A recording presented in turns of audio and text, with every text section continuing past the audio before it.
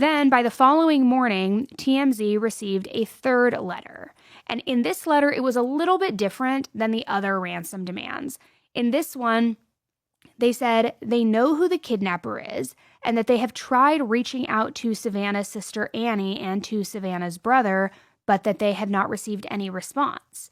They also say they want 1 Bitcoin, which totals to approximately $65,000, that they want it sent to an active Bitcoin address. And the note also included a name and an email address. And I believe that this Bitcoin wallet was different from the other Bitcoin wallet. So by that afternoon, FBI agents were conducting a very extensive search in Nancy Guthrie's backyard and also in the surrounding Tucson Catalina Foothills neighborhood. That's when a black glove was found on the roadside in the brush, roughly 1.5 miles from Nancy's home, and it was immediately sent to the DNA lab. But, spoiler alert, they still don't have those results back. The sheriff said that those results could take days, weeks, possibly even up to a year. So everybody's just waiting a little bit on pins and needles for the DNA to come back. So then the next day, law enforcement was seen again at Nancy's doorstep, this time conducting a forensic measurement. So FBI ups the reward to $100,000, and they are seeking to question and identify whoever this backpack man is who was seen on that Ring doorbell footage. The suspect was described as a male, approximately 5'9" to 5'10", average build, and in one video, he's wearing a black 25-liter Ozark Trail hiker pack backpack. So they put out more of a description. Someone who used to help the FBI with drawings, suspect drawings, also put out what they believe could potentially be a description of this person, and we're still kind of just like frozen in that moment.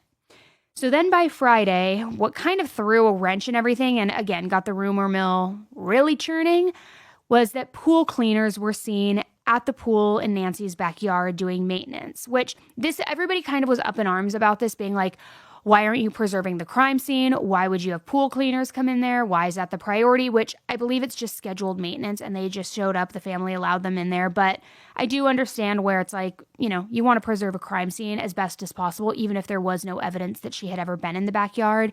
You don't know if somebody perhaps was casing the area weeks prior, which we'll get to, and had hopped a fence, had been in the backyard. I mean, you just never know. So at that point, law enforcement also confirmed that they had recovered multiple gloves at this point found in the area and that they are still awaiting DNA results.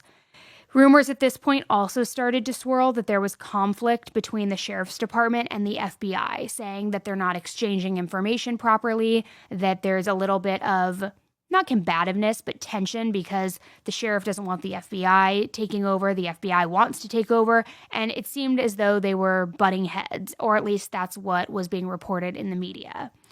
By that evening, Pima County Sheriff's Office SWAT units and FBI agents executed another search warrant at a residence in Tucson, Arizona that was located approximately 2 miles from Nancy's home. FBI evidence response team members were observed entering the scene, indicating evidence collection procedures were underway, which might have included collection of DNA, trace evidence, digital devices, or other forensic materials. And multiple individuals who were present or connected to the residence ended up being detained during the execution of the search warrant. So detention during a search warrant, too, is standard. It's a standard investigative procedure, so it doesn't necessarily indicate arrest or criminal charges, but just to pull everybody out of the scene as they are searching the property. So an additional third person of interest was detained around that same time, too, during a traffic stop at a nearby restaurant. Now, this also, again, sent everybody into a frenzy because they're like, okay, Carlos wasn't the guy a couple nights ago, but now they're doing another search warrant. They're detaining people at traffic stops. Now they are closer. They do have the guy. And a video taken at the scene shows law enforcement officers surrounding the Range Rover car with a man who was passed out in the driver's seat. Then they later hung up sheets to block the public's view of the vehicle, but the video very quickly began circulating on social media, sparking a lot of speculation that the driver, who is believed to have been armed, may have taken their own life. So then the following morning, on Saturday, law enforcement updated the media on that search warrant and the traffic stop. They said that the search was prompted by a credible tip that they had received, but they confirmed that there were no arrests and that the person of interest identities will actually not be released.